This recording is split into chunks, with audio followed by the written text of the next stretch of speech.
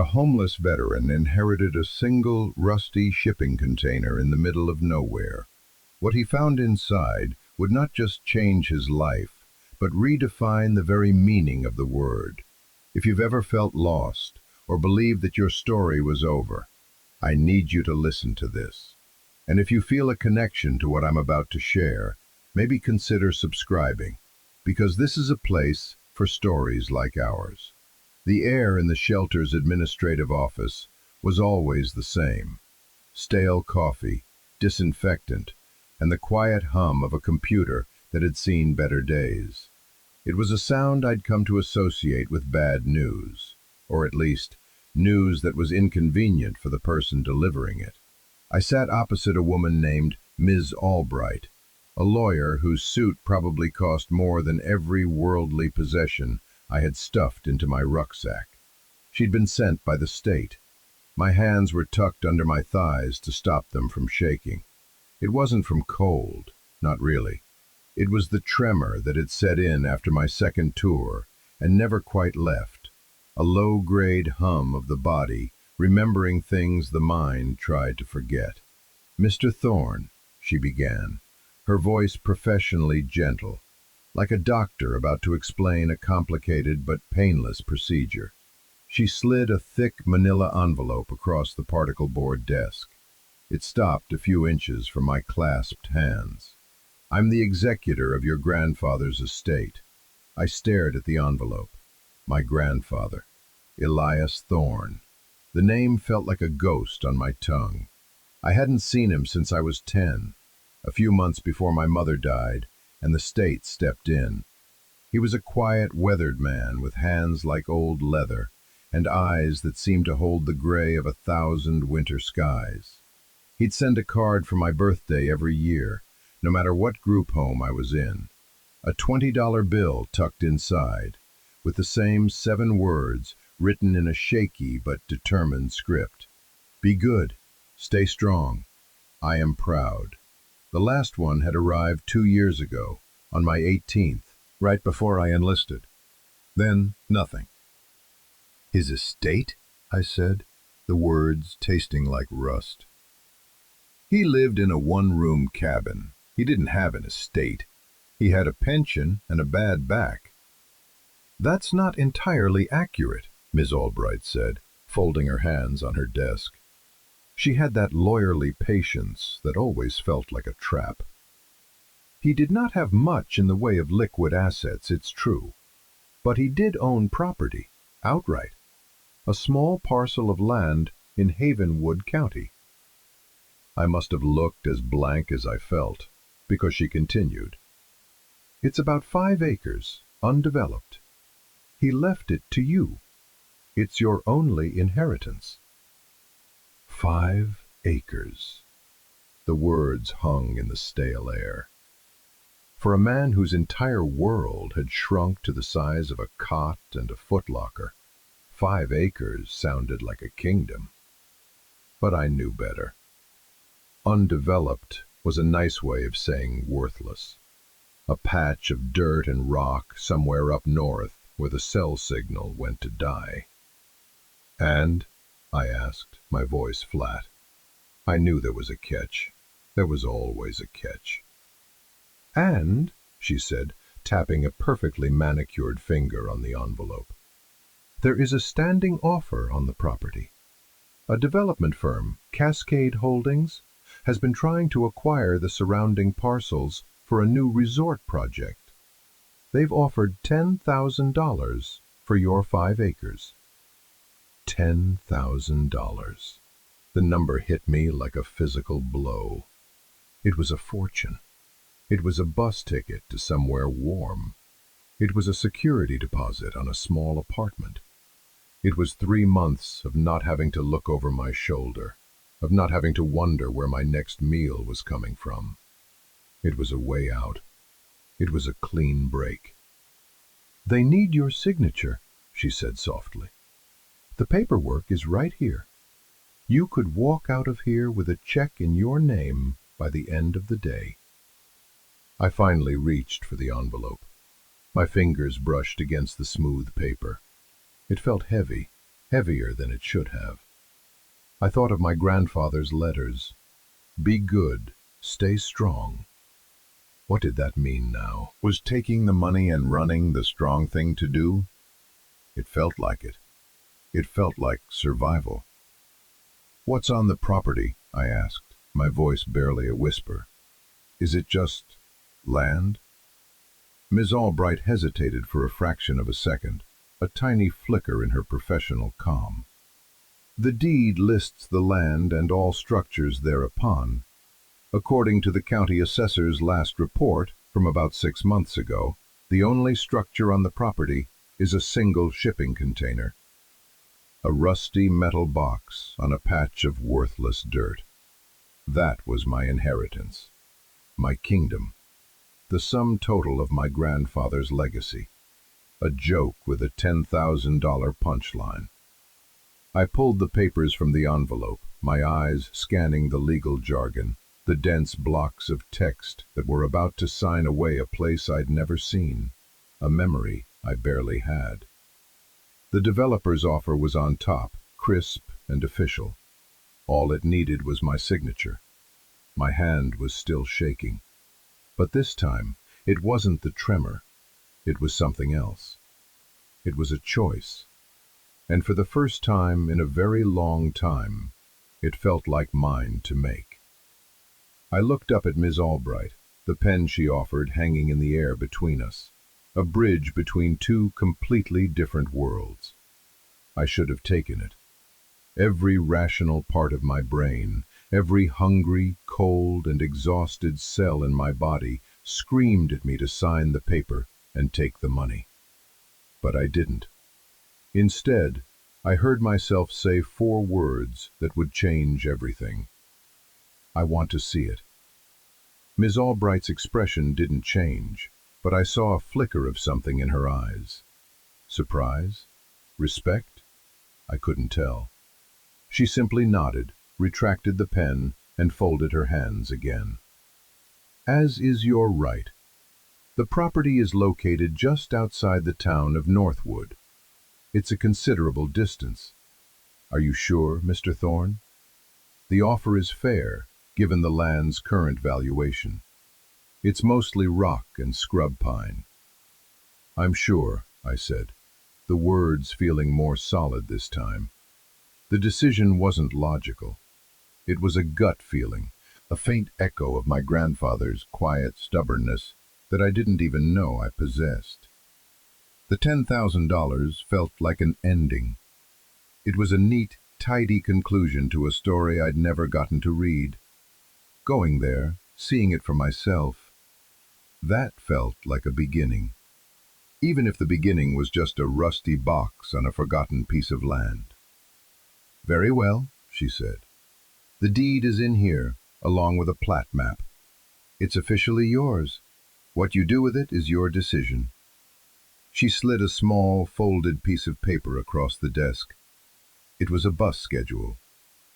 The Northwood bus leaves from the downtown terminal at 6 a.m. tomorrow. It's the only one.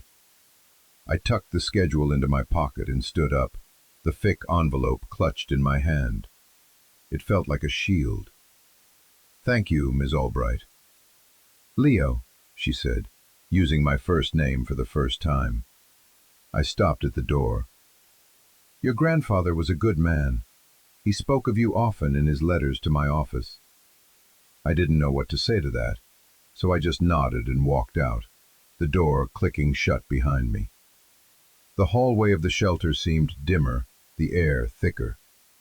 I went back to my cot, the quiet hum of institutional life buzzing around me. I pulled out the contents of the envelope again, spreading them on the thin wool blanket. The deed, the map, the developer's offer. And at the very bottom, tucked into a flap, was a single, heavy, old-fashioned iron key. It was pitted with rust, the kind of key that opened a lock you had to force. There was a small, tarnished brass tag attached to it by a piece of wire. Scratched into the tag was one word: home. I held the key in my palm, its cold weight a strange comfort. Home. a word I hadn't used for myself in over a decade. It had always been a room, a cot, a bunk, a placement, never a home. I spent the last of my cash on a one-way bus ticket to a town I'd never heard of, to see a shipping container I couldn't imagine.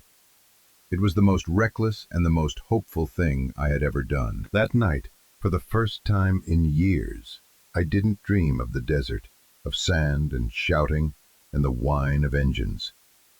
I dreamed of pine trees and cold, clear air and the sound of an old iron key turning in a lock. It was a quiet dream, a peaceful one, and it was enough. The bus groaned its way out of the city before the sun had even thought about rising. The streetlights painted sickly yellow stripes across the faces of the other passengers, a collection of tired-looking people heading toward early shifts or distant towns. I had a window seat, my rucksack on the seat beside me like a silent companion.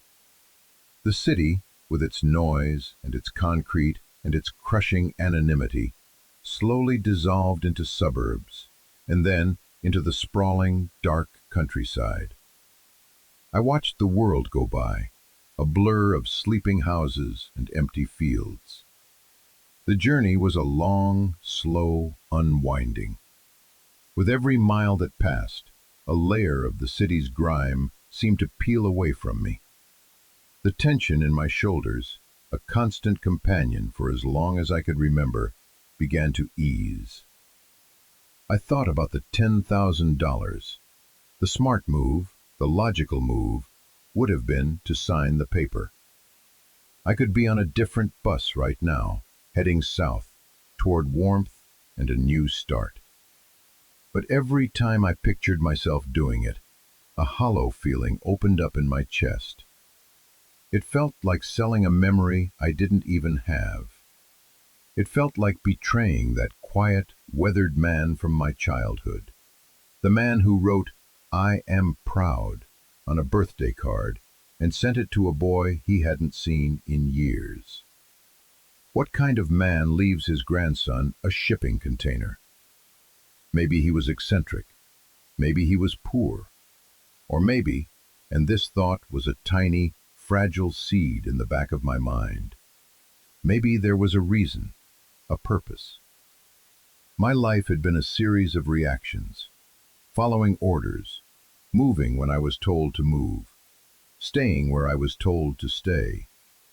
From the foster system to the army, I had always been an object in motion, directed by other forces. This trip, this illogical, impractical journey toward a rusty metal box, was the first proactive decision I had made in my adult life. The thought was both terrifying and exhilarating. Hours bled into one another. The landscape changed, the flat fields giving way to rolling hills, then to the dense, dark green of pine forests. The air that hissed from the bus's vents started to smell different, cleaner, with a sharp, resinous tang. We stopped in a series of small towns with names like Haven and Ridgeview, places with a single main street, a diner, a post office, and a handful of houses. People got on and off, their conversations a low murmur of local news and familiar greetings. I felt like a ghost, an observer passing through lives that were rooted and real. Finally, in the late afternoon, the bus driver called out, "Northwood!" I grabbed my pack and shuffled to the front. I was the only one getting off. The bus hissed to a stop in front of a small general store with a faded Coca-Cola sign painted on its side. The driver gave me a curious look. "You sure this is your stop, son? Not much out here." "This is it," I said, trying to sound more confident than I felt. He shrugged and pulled the lever to open the door. "Bus back to the city comes through tomorrow morning, 6 a.m. Don't miss it." I stepped out and the bus pulled away with a sigh of air brakes, leaving me in a cloud of diesel fumes and an almost shocking silence. The town of Northwood wasn't much of a town at all. It was a crossroads. The general store, a gas station with old-fashioned pumps, and a small diner with a flickering neon "open" sign. A few houses were visible through the trees. That was it. The air was cold and crisp, carrying the scent of pine and damp earth. It felt like a different planet from the city I'd left that morning. I went into the general store.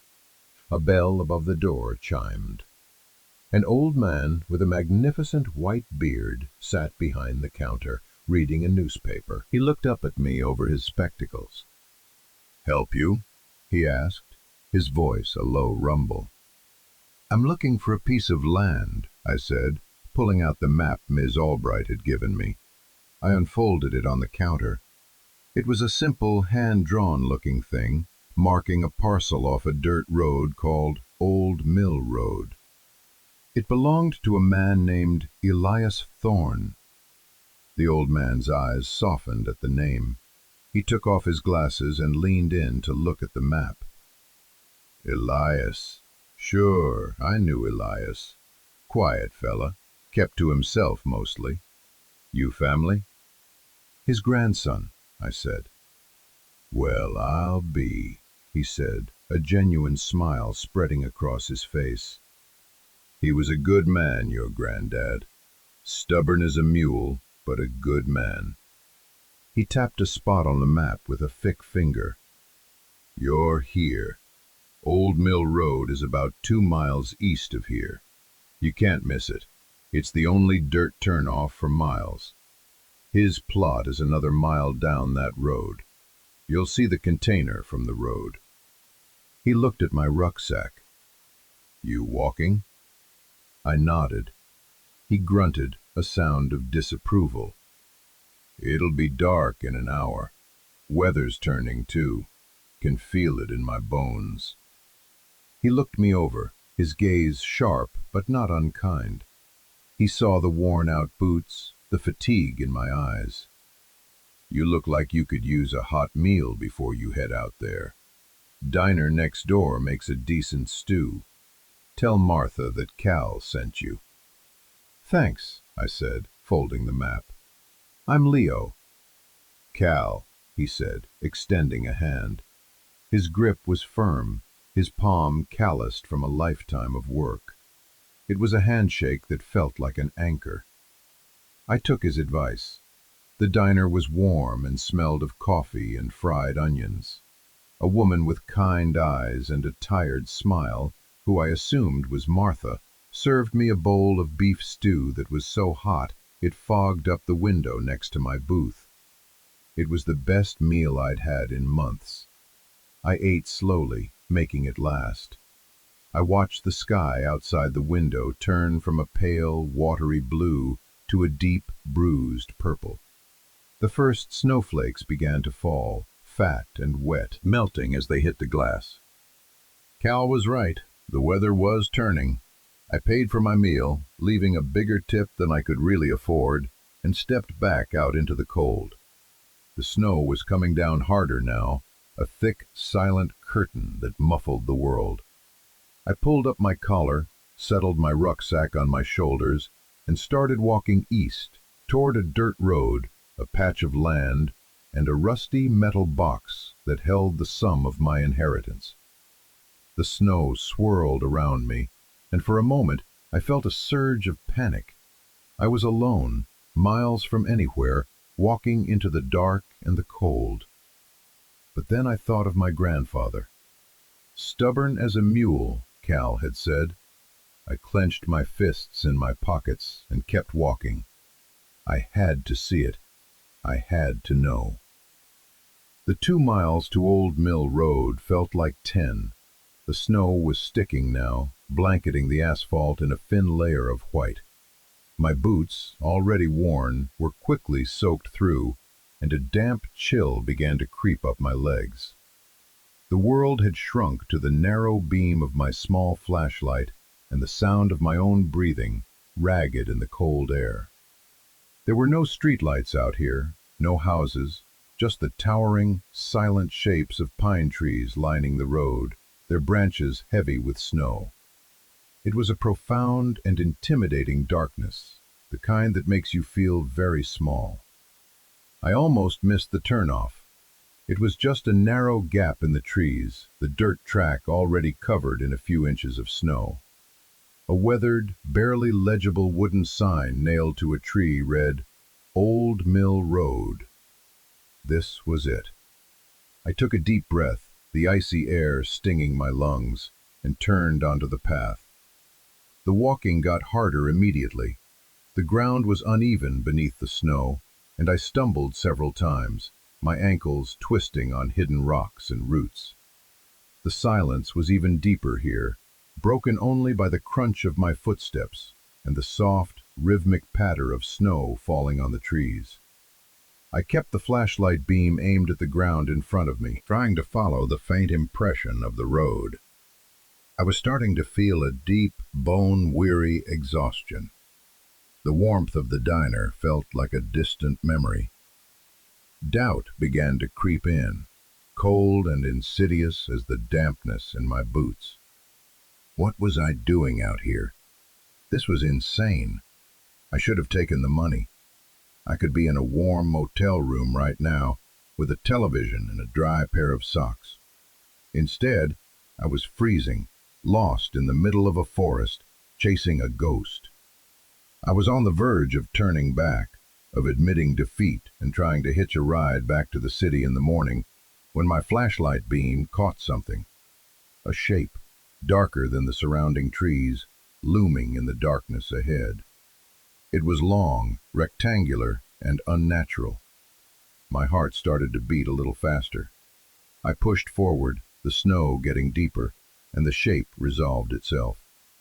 It was a shipping container, long, corrugated, and covered in a thick layer of rust that looked almost black in the faint light. It sat in a small clearing, looking like a beached whale, ancient and out of place. I had arrived. I circled it slowly. It was bigger than I had imagined, a standard 40-foot container. The snow had piled up against its sides, and long icicles hung from the roof. On the far end were the two large doors, held shut by a heavy-duty locking mechanism. And in that mechanism was a thick, rust-covered padlock. I stood there for a long moment, just looking at it, the snow falling silently around me. This was it, the kingdom, my inheritance. It looked bleak, abandoned, and utterly worthless. But then I remembered the key. I shrugged off my rucksack, my shoulders aching in protest, and dug through the front pocket. My fingers, numb with cold, fumbled with the zipper. Finally, I pulled it out. The old, heavy iron key. It felt like a block of ice in my hand. I walked up to the doors, my boots sinking into the deep snow. The padlock was just as old and rusted as the key. It looked like it hadn't been opened in years. I had to chip away a thin layer of ice from the keyhole. I pushed the key into the lock. It resisted, grinding against years of rust and neglect. For a heart-stopping moment, I thought it wouldn't fit, that it was the wrong key, that this whole trip had been a colossal, stupid mistake.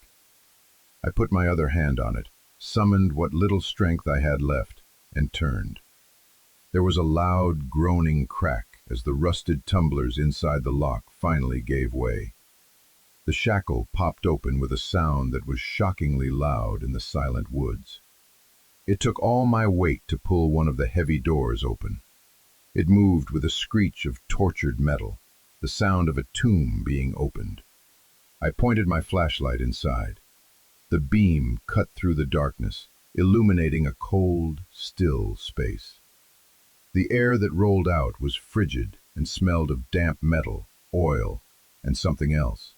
Something faintly like sawdust and old paper. The inside was mostly empty. It was cavernous and dark, the metal walls sweating with condensation. To the left, there was a simple wooden workbench bolted to the wall.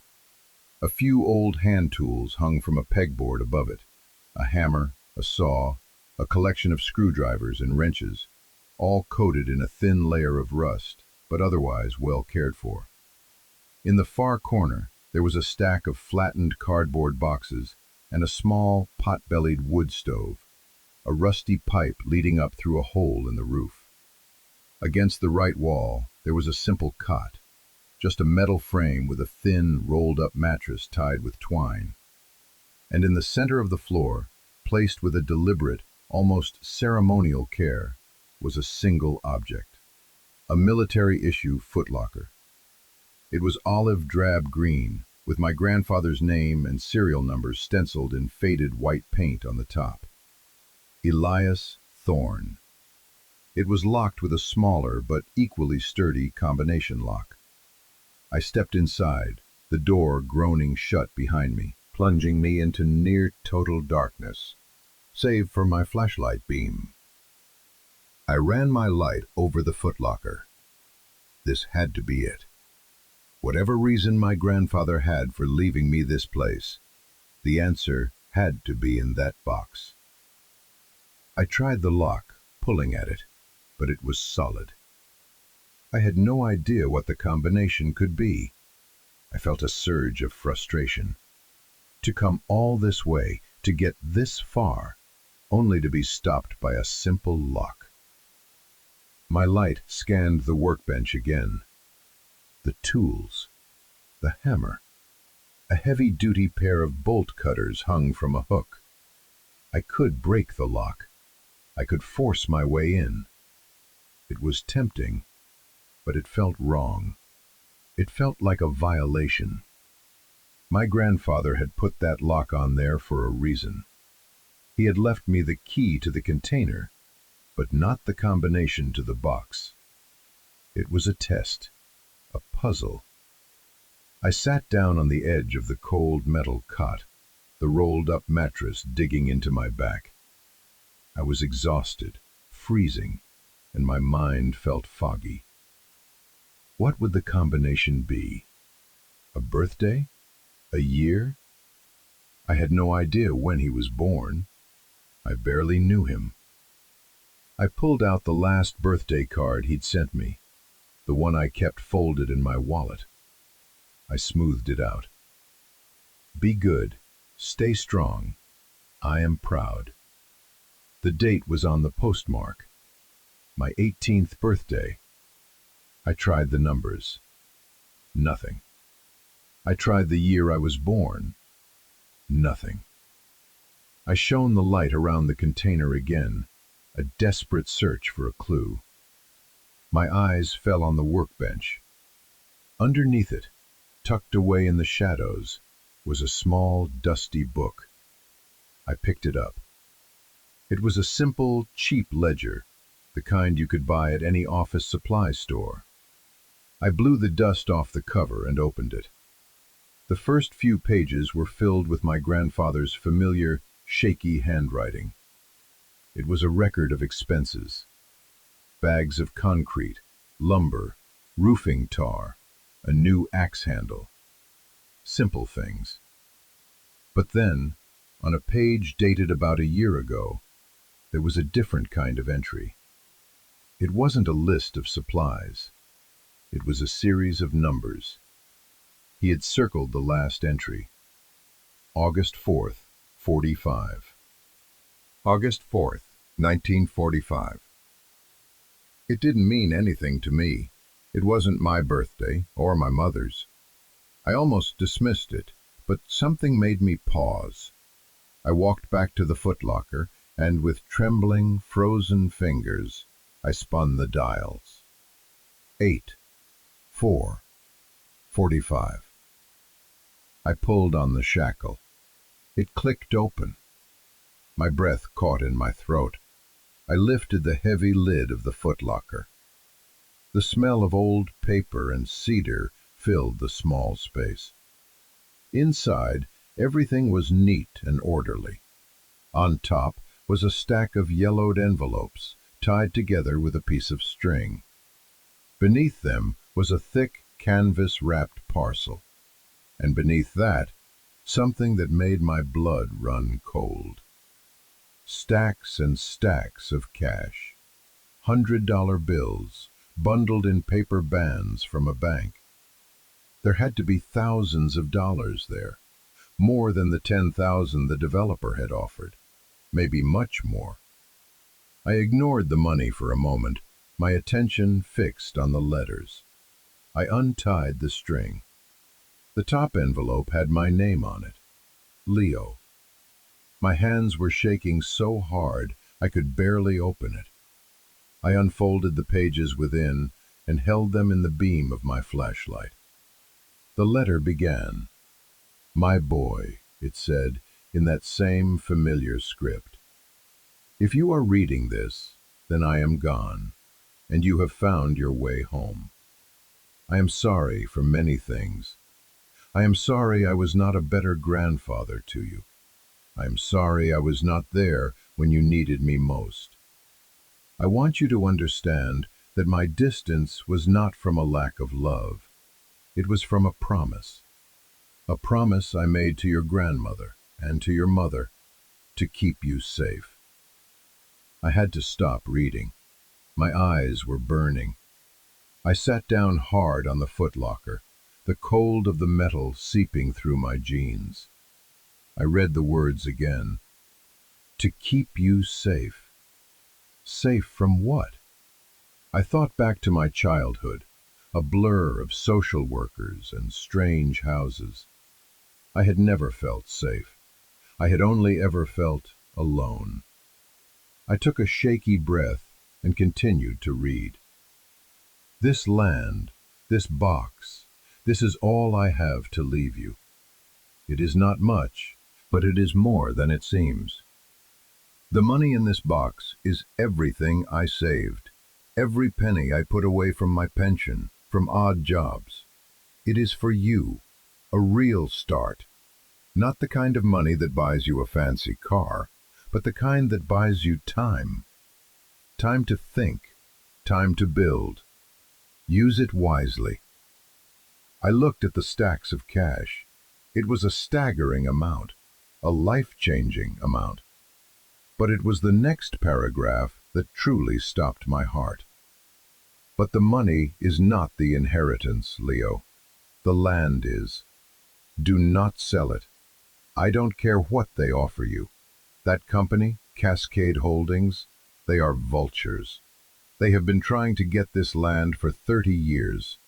They think it's just a worthless patch of rock, a key parcel to connect their other holdings. They are wrong. Its value is not in the ground, but under it. Before you make any decisions, you must understand the whole story. The rest of these letters will tell you. Read them all, and look for the floorboards." The floorboards. I lowered the letter and shone my light on the floor of the container. It was made of thick, heavy-duty plywood panels, screwed down to the metal frame. They looked solid, uniform. But as I ran the beam along the edge near the workbench, I saw it. One of the panels had screw heads that were slightly different, newer, less rusted than the others. I went to the workbench and took down a heavy, flat-headed screwdriver. My heart was pounding now, a frantic drum against my ribs. The screws were tight, and my hands were still numb, but I worked at them, grunting with effort. One by one, they screeched in protest and came loose. I slid the screwdriver under the edge of the panel and pried it up. It lifted with a groan of wood. Beneath it was a hollow space, about 6 inches deep, and in that space, wrapped in oilcloth to protect it from the damp, was another canvas parcel, and a long, thin metal box. I lifted them out. The box was heavy. I set it aside and unwrapped the oilcloth. Inside was a thick binder. I opened it. It was filled with legal documents, geological surveys, water quality reports, and newspaper clippings dating back decades. The clippings were all about Cascade Holdings, detailing a history of environmental violations, lawsuits, and accusations of strong-arming local landowners. The geological surveys were dense with technical language, but one phrase was circled in red ink on almost every page: sole source aquifer. I didn't know exactly what that meant, but it sounded important. I turned my attention to the metal box. It wasn't locked. I lifted the lid. It was filled with more letters, but also something else.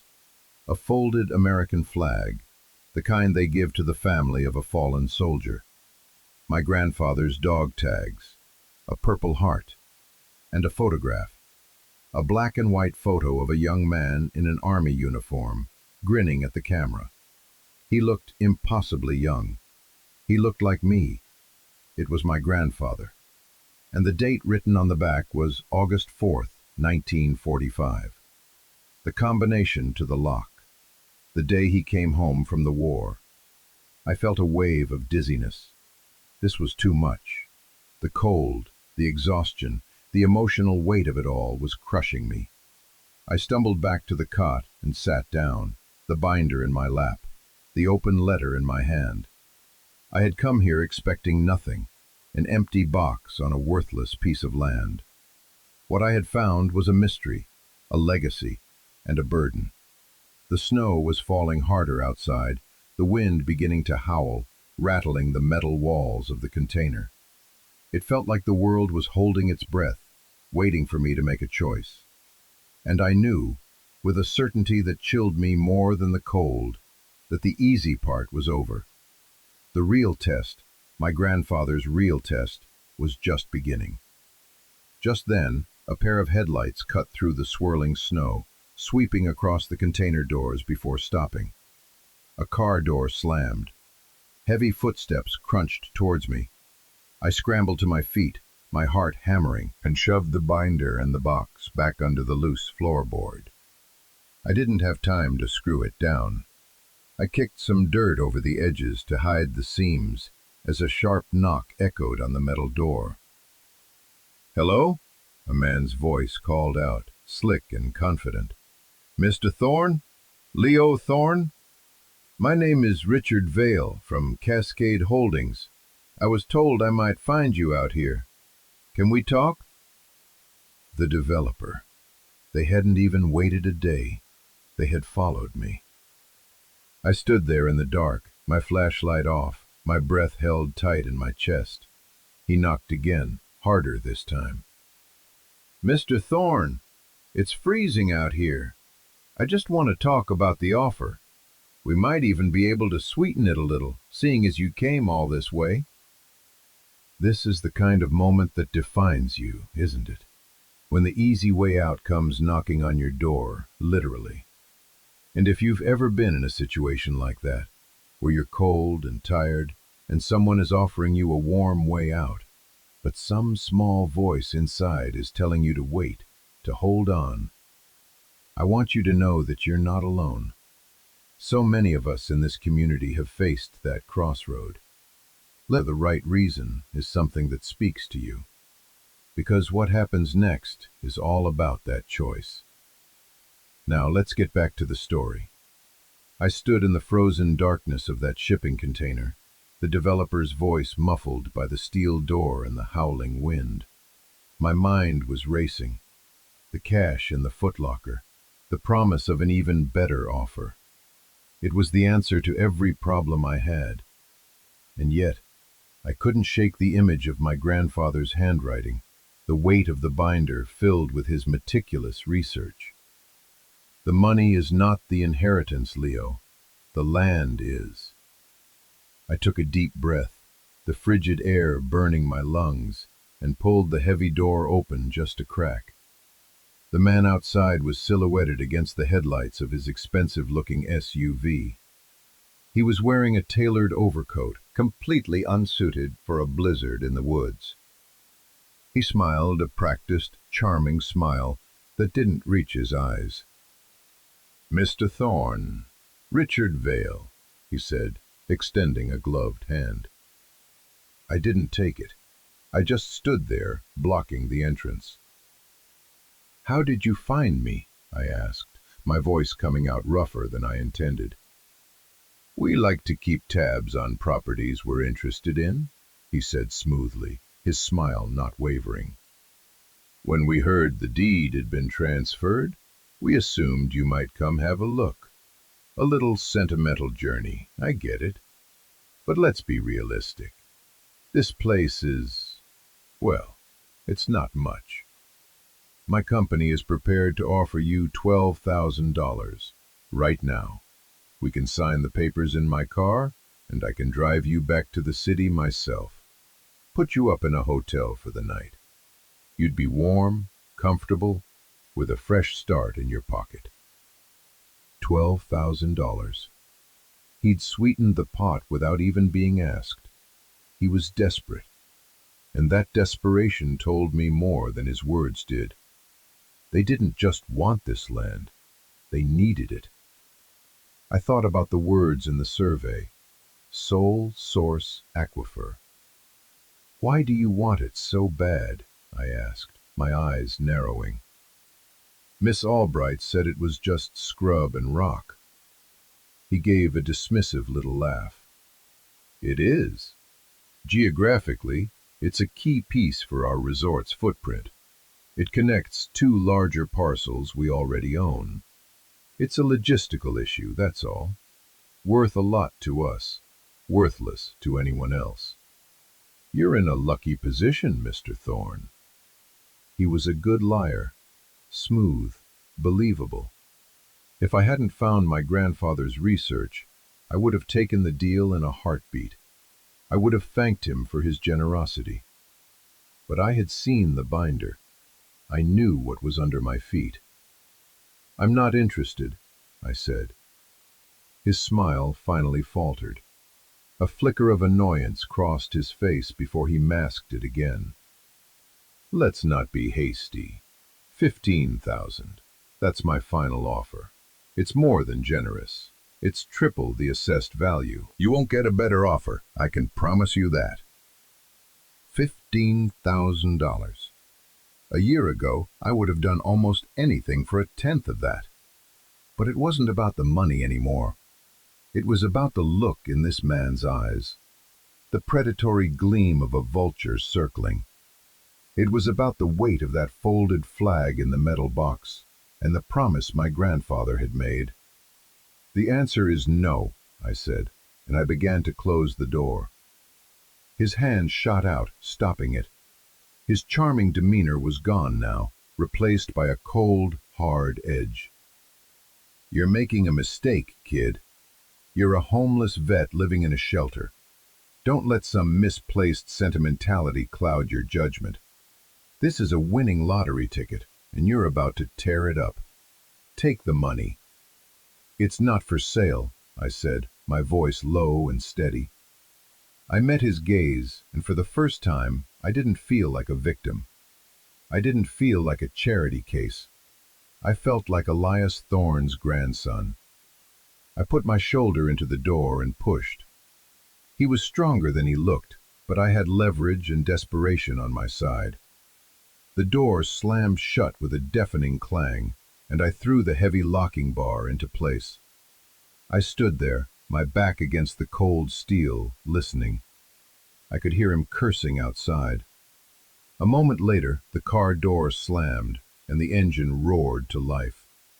The headlights swung away, and the SUV sped off down the dirt road, its tires spinning in the snow. Then, silence. The only sound was the wind and the frantic beating of my own heart. I had done it. I had turned down a fortune. I had picked a fight with a powerful company. I was alone, in a blizzard, in an unheated metal box, with no plan and no idea what to do next. A wave of pure terror washed over me. Had I just made the biggest mistake of my life? I sank to the floor, my legs giving out. I was shaking again, the deep, body-racking tremor I knew all too well. I buried my face in my hands. What had I done? What was I supposed to do now? I felt a piece of paper under my hand.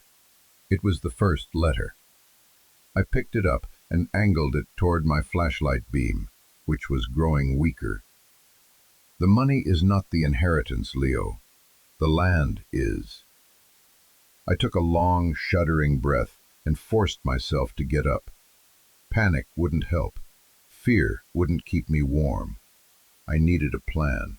I needed to survive the night. First things first, fire. I looked at the pot-bellied stove. It was old, but looked solid. I checked the flue. It seemed clear.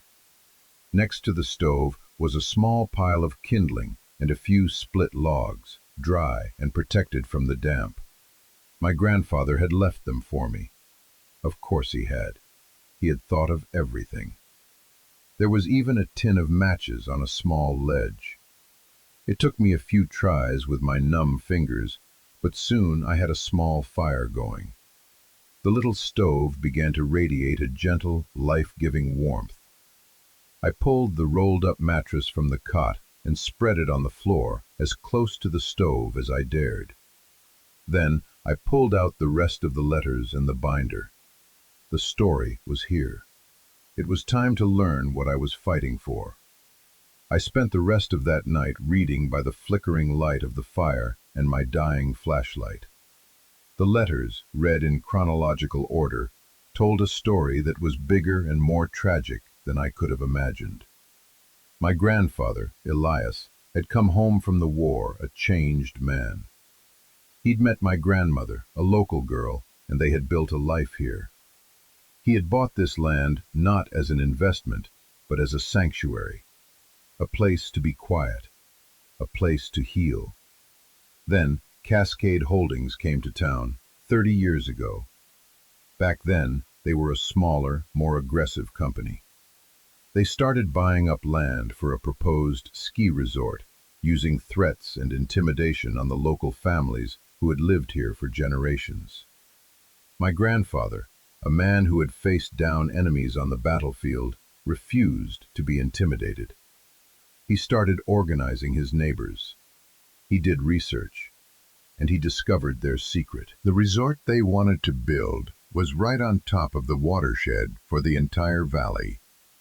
The aquifer, this massive underground reservoir of pure, clean water, was the lifeblood of Northwood and all the small towns downstream. The construction, the runoff, the chemicals they would use to maintain the resort, it would poison everything. He presented his findings to the town council. He fought them tooth and nail, and he won. The project was shut down. But the victory came at a terrible cost. The letters grew darker. Cascade didn't forgive or forget. They started a campaign of harassment, lawsuits, vandalism, threats. My grandmother got sick around that time. The stress, my grandfather wrote, made it worse. She passed away. A few years later, my mother, who had been helping him fight, was in a car accident. The police called it an accident, but my grandfather never believed it. He was convinced her brake lines had been cut. He had no proof, just a deep, gnawing certainty. That was when he sent me away. He was broken, consumed by grief and fear. He saw Cascade's shadow everywhere. He believed they would come for me next. So he cut ties. He let the state take me, believing that anonymity was the only way to keep me safe. He watched me from a distance, getting updates from a private investigator he paid with what little money he had. He was protecting me by abandoning me. The pain of that choice was in every word he wrote. He had sacrificed his relationship with his only grandson to keep a promise to the wife and daughter he had lost. The final letter was dated just a few weeks before he died. Leo, it concluded, I have failed in many ways, but I never failed in my love for you. and I never gave up this land. It is a trust. This water is a gift, and it belongs to everyone. The fight is not over. Cascade is back, quieter this time, more corporate. They think with me gone, this land is theirs for the taking. They don't know about you. They don't know that a thorn still stands guard. The choice is yours, my boy. You can take the money I left you and walk away. No one would blame you. Build a new life. Be happy. That is all I have ever wanted for you. But if you choose to stay, if you choose to fight, know that you will not be alone. The truth is in the binder, and the heart of this town is good.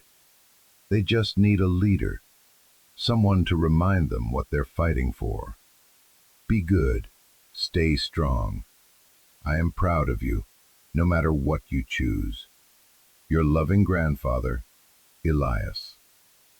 I finished the last letter as the fire in the stove burned down to glowing embers. The sun was just beginning to rise, casting a pale gray light through the snowy clearing. I was crying. Silent tears streamed down my face, for the grandfather I never knew, for the family I had lost, for the lonely boy I had been. All those years I had thought I was abandoned. I was being protected. All that time I felt worthless. I was the last hope of a dying man's promise. The anger and grief inside me slowly cooled, hardening into something else. Resolve. The choice wasn't a choice at all. How could I walk away now? How could I sell his sacrifice for a pocketful of cash from the very people who had destroyed his life? I couldn't. I wouldn't. This wasn't just a piece of land anymore. It was a battlefield. It was a memorial. It was my home. I got up, my body stiff and sore, but my mind clear. I added the last of the logs to the fire. Then I opened the footlocker and counted the money. It was just over $50,000. A war chest. My grandfather hadn't just left me a mission, he had left me the means to fight it. I spent the next few days in a blur of activity. The blizzard passed, leaving the world pristine and white under a brilliant blue sky. I used the bolt cutters from the workbench to break off the old lock on the footlocker and put a new one on. Then I walked the 2 miles back into town. My first stop was the general store. Cal, the owner, was there. He looked up when the bell chimed, and a slow smile spread across his face. "Well, look what the cat dragged in. Survived the storm, did you? I was about to send a sheriff out looking for you." "I'm all right," I said, my voice hoarse. "I need some supplies." I bought a new flashlight, batteries, a propane camp stove, canned food, coffee, a warm sleeping bag, thick socks, and a pair of insulated work gloves. I paid in cash, peeling the bills from a thick roll. Cal's eyebrows shot up, but he didn't say anything. As he was bagging everything up, I asked, "Do you remember the trouble with Cascade Holdings from years ago?" Cal's smile vanished. His face grew hard. "I remember it. A dark time for this town. Your granddad was in the thick of it. He was a hero, son. Don't let anyone tell you different. Why do you ask?" "They're back," I said simply. "They sent a man out to the property during the storm. Offered me $15,000 for it." Cal stopped what he was doing and stared at me. "What did you tell him?" I told him no. A long silence hung in the store. Cal looked at me, his gaze searching, and then he nodded slowly, a look of profound respect in his eyes. "Good," he said, his voice a low rumble. "That's good. Elias would be proud." He finished bagging my things and pushed them across the counter. "This is on the house." "No, I can pay. I insisted. I know you can, he said, his eyes twinkling. But this is a welcome home gift. You're going to need your money for other things if you're picking up your granddad's fight. He leaned forward, lowering his voice. You're not alone in this, kid. A lot of folks in this town owe Elias Thorne. We haven't forgotten.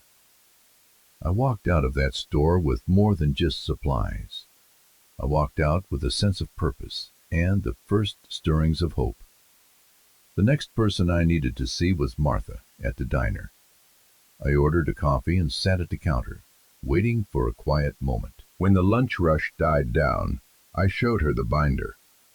I opened it to the newspaper clippings about the first fight with Cascade, the ones with pictures of the town council meetings. There were photos of a much younger Cal, and of a fiery young woman with dark hair arguing at a podium.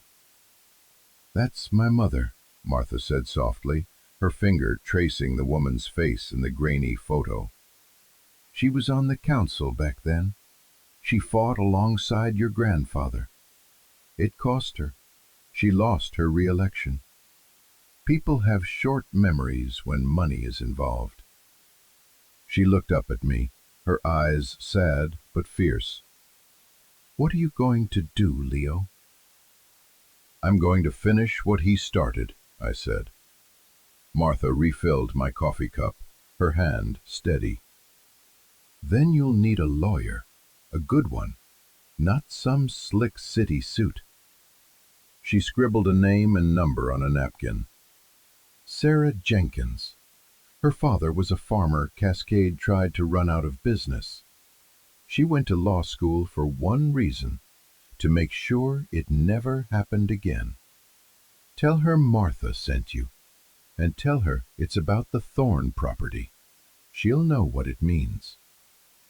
I left the diner with a lawyer's number in my pocket, and a growing sense of alliance. My grandfather was right. The heart of this town was good. It was just sleeping. My last stop for the day was a payphone. My hands were shaking as I dialed the number from Ms. Albright's office in the city. When her assistant put me through, her voice was as crisp and professional as ever. "Mr. Thorne, I was wondering when I might hear from you. Have you had a chance to reconsider the developer's offer?" "I have," I said, my voice clear and strong. "I'm not selling. Not now, not ever. I'd like to retain your services, Ms. Albright. I have reason to believe that Cascade Holdings is engaged in fraudulent and predatory business practices concerning my property and the surrounding area. I have evidence, and I'm going to fight them." There was a moment of stunned silence on the other end of the line. Then, for the first time, I heard something other than professional detachment in her voice. I heard a smile. "I see," she said. "Well, this just became a much more interesting case. Send me everything you have, Mr. Thorne. Let's get to work." As I hung up the phone, I looked back down the main street of Northwood. The sun was glinting off the snow, the air was clean and cold. It wasn't much of a town, but it was starting to feel like something I belonged to. I had a home. I had a mission. I had allies. I still had a long, hard road ahead of me. The legal battle would be brutal, and Cascade would not play fair. But for the first time in my life, I wasn't just surviving. I was fighting for something. I started the long walk back to the container, my new supplies heavy on my back, but my spirit feeling lighter than it had in years. The container wasn't just a shelter anymore. It was my command post. It was the fortress my grandfather had built, and I was the soldier standing guard. The following weeks settled into a new kind of rhythm. My life became a cycle of hard physical labor and intense strategic planning. The $50,000 my grandfather left me was a blessing. But I knew it wouldn't last forever, especially with legal fees on the horizon. I had to be smart. I had to be frugal. I treated it like a campaign budget, allocating funds for essentials only. My first project was making the container a home. It was a metal box, but it was my metal box. I used some of the money to buy a small, quiet generator from Cal's store, which gave me power for a couple of work lights and a hot plate. I bought lumber and insulation and spent days framing the interior walls, stuffing them with thick pink batting that would hold back the brutal winter cold. I was no carpenter, but I was meticulous. I measured twice, cut once, just like my squad leader had taught me. Every board I put up felt like an act of defiance. Every nail I hammered home was a statement. I am here. I am not leaving. I found a small used wood stove that was more efficient than the old pot-bellied one, and installed it myself, carefully sealing the flue. The steady, quiet heat it produced changed everything, turning the cold metal shell into a warm, dry sanctuary. I built a proper bed frame, a small table, and shelves for my food. I was building a life, one 2x4 at a time. The physical work was grounding. It tired my body and quieted my mind. When I was sawing a board or running electrical wire, I wasn't thinking about the past. I was focused on the task at hand, on creating something solid and real. In the evenings, I worked on the legal battle. I spent hours poring over my grandfather's binder, organizing the documents, and making copies of everything. I sent a thick package to Ms. Albright and another to Sarah Jenkins, the local lawyer Martha had recommended. Sarah called me the day after she received it. Her voice was pure steel. "Mr. Thorne, this is incredible," she said, the excitement palpable, even over the phone. "Your grandfather was a hell of a researcher. This is more than just a property dispute. The evidence of Cascade's long-term intent to defraud the community, the history of environmental negligence. This is a class action lawsuit waiting to happen. We can bury them." We began to build the case. Sarah worked the local angle, talking to older residents, digging up old town records, and finding other families who had been pressured by Cascade over the years. Ms. Albright, with her big city firm, handled the corporate side, filing injunctions and motions that tied Cascade up in a web of legal red tape, preventing them from doing any work on the adjacent properties while our case was pending. Richard Vale, the slick agent who had visited me in the storm, tried to approach me again, this time with an offer of $50,000. I told him to talk to my lawyers. He never came back. Life in Northwood was quiet, but I was not alone. Cal would drop off supplies for me at the end of Old Mill Road, so I wouldn't have to walk into town as often. Martha would pack me a hot meal whenever I did come in, refusing to take my money. People started to talk. They had seen the lights at the old Thorne place. They knew Elias's grandson was back. Some were wary, remembering the trouble from last time.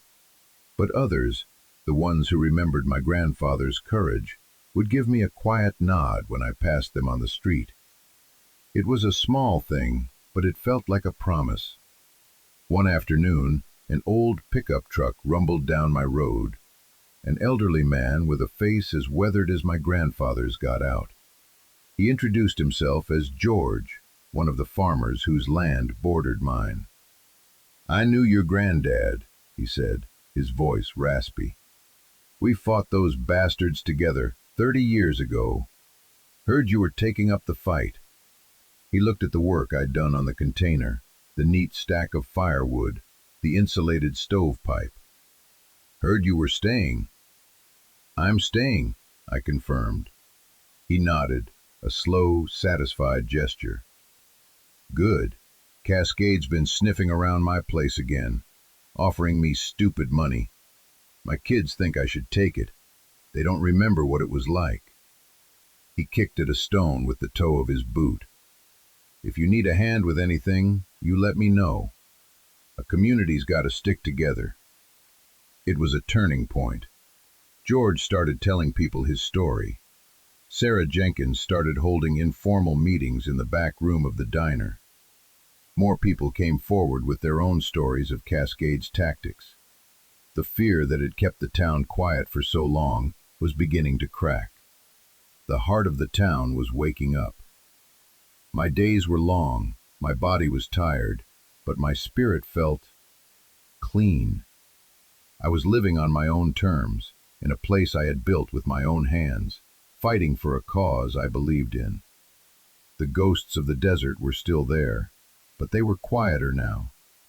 The tremor in my hands was almost gone. I was too busy, too focused, to let them have any power. I was no longer homeless. I had a home, not just in the insulated walls of the container, but in the purpose I had found, in the community that was slowly, cautiously embracing me. Months passed. Winter thawed into a muddy, wet spring. The legal battle raged on, a slow, grinding war of attrition, fought with paper and depositions instead of bullets. Cascade threw money at the problem, hiring a team of expensive lawyers from the city.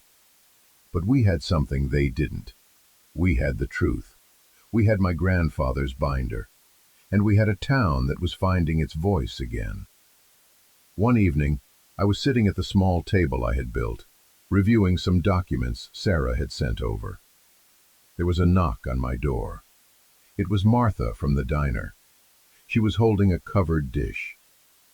"Thought you might be tired of canned chili," she said, her smile warm. She stepped inside, looking around at the small, neat space I had created. The insulated walls, the shelves, the warm glow of the lights. "Elias would love this," she said softly. "He always said this place was a sanctuary. You've made it one." We sat and ate the beef stew she'd brought, its warmth spreading through me. We didn't talk about the lawsuit. We talked about the town, about the coming spring, about my grandfather. She told me stories about him, about his quiet humor and his unshakable integrity. She helped me fill in the missing pieces of the man I had only known through his letters. When she left, I stood in the doorway and watched her taillights disappear down the road. The stars were out, a brilliant cold spray across the night sky. More stars than I had ever seen in the city. The air smelled of pine and melting snow. A profound sense of peace settled over me. This was it. This was the inheritance. It wasn't the money. It wasn't even the land itself. It was this feeling, the feeling of belonging, the feeling of being part of something bigger than myself, the feeling of being home. The fight was far from over. I knew there would be more challenges, more threats, more days when I would feel like giving up. But standing there, under the vast, silent sky, I felt a strength I had never known. It was my grandfather's strength. It was the town's strength. And now, it was mine. I closed the door to my small, warm home and got back to work. There was a long night ahead, and I had a legacy to protect. The spring and summer were a long, drawn-out siege. Cascade's lawyers tried everything to have the case dismissed. They filed motion after motion, trying to drown us in paperwork and bleed us dry. They painted me in the press as an opportunistic drifter, squatting on a worthless piece of land, holding up progress for personal gain. They painted Sarah as a small-town lawyer in over her head. But they underestimated us. They underestimated the town. And they had no idea about the meticulous evidence my grandfather had collected. We fought back. Sarah was brilliant, countering their every move with a calm, unshakable competence. Ms. Albright's firm provided the financial and legal muscle we needed to stay in the fight. The $50,000 from my grandfather was dwindling fast, but every time it seemed like we were at the end of our rope, something would happen. The town organized a bake sale to raise money for our legal fund. George and the other farmers donated produce for a community barbecue. Cal put a donation jar on the counter of his store. It wasn't much, but it was everything. It was a community refusing to be broken. I became the public face of the fight, a role I never wanted.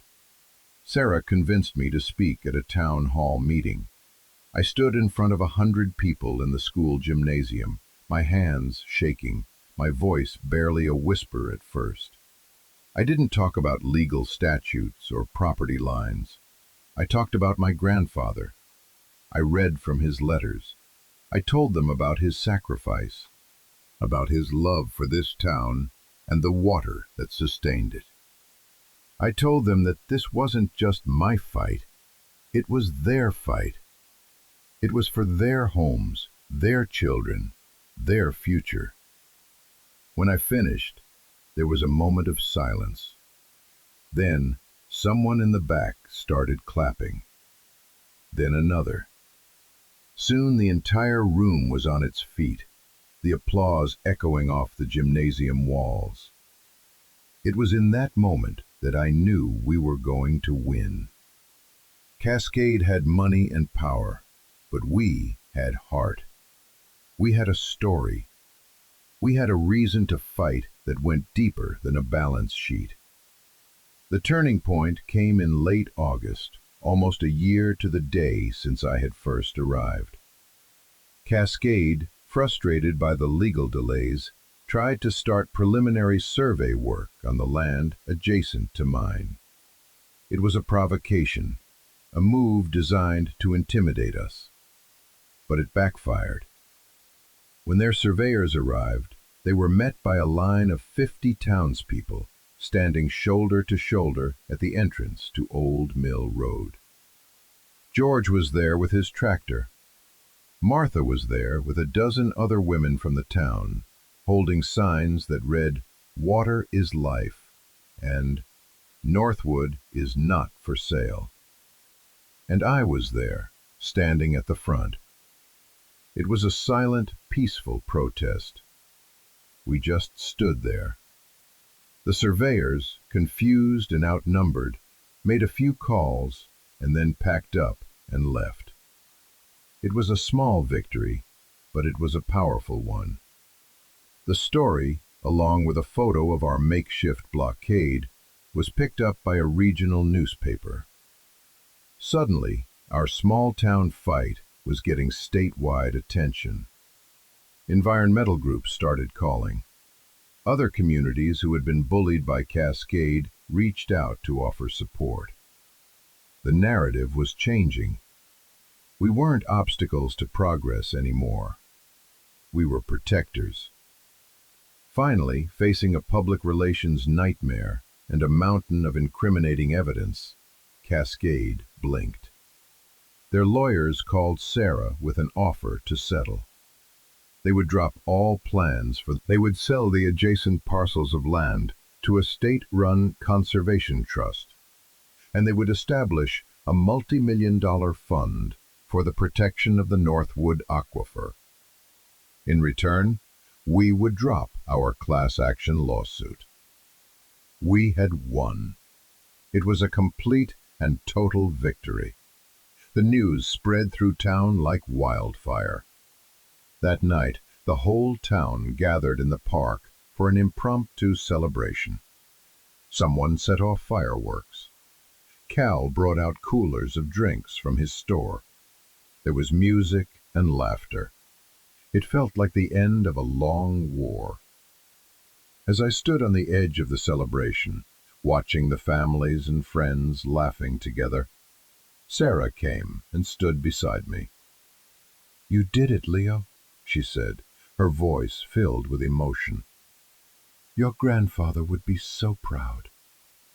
I thought about him then, the quiet man with the sad eyes and the stubborn will.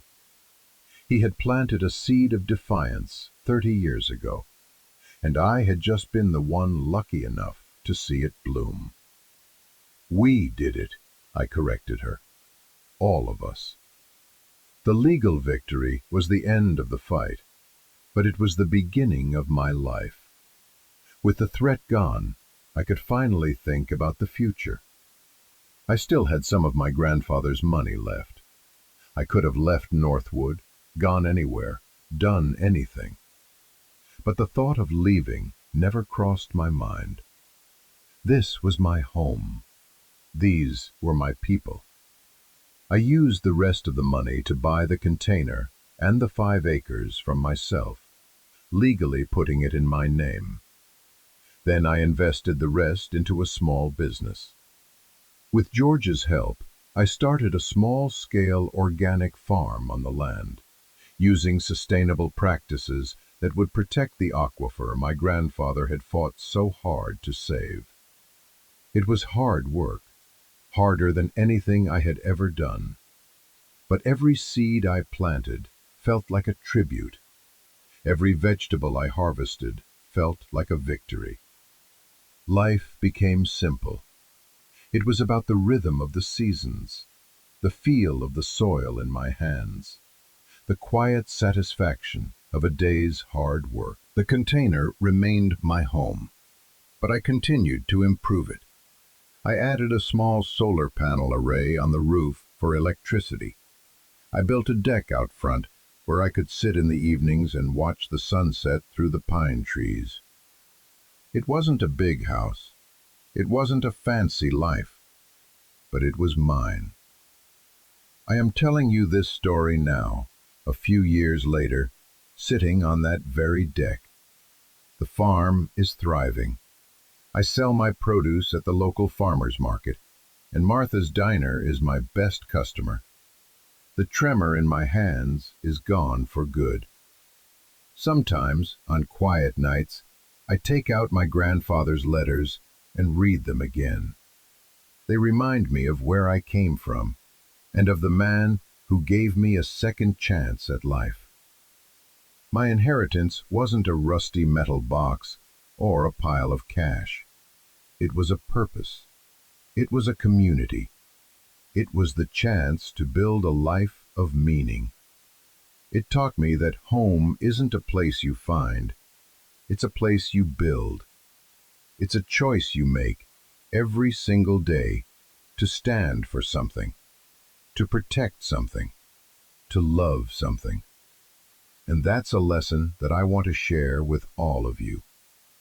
So many of us are given inheritances we don't understand at first. Sometimes it's a burden, sometimes it's a responsibility, and sometimes it's a rusty old box in the middle of nowhere. But inside that challenge, there is often a gift waiting to be discovered. The gift of purpose. The gift of a new story. If this story resonated with you, if you've ever found your own unexpected inheritance, I read every single one. This community is built on people who understand that the most valuable things in life are rarely the things that come easy. Thank you for listening. And if you haven't already, please share stories of hope and resilience to share.